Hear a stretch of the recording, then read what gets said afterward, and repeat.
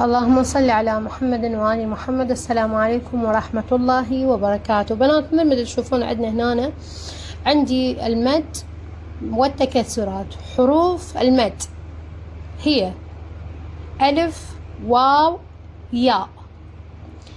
المد بدون تكسرات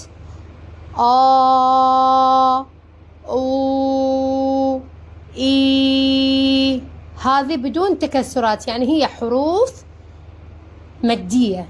تمام، يعني هذا حروف مد، هي مادة نفسها. يعني نجي مع التكسرات. زين، عندي حرف الألف وحرف الواو وحرف الياء مع تكسرات أمواج، إنه أني هالشكل الصوت يصير هالشكل. نجي نطبق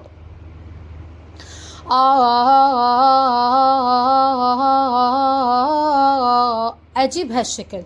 أجي للواو أجي للياء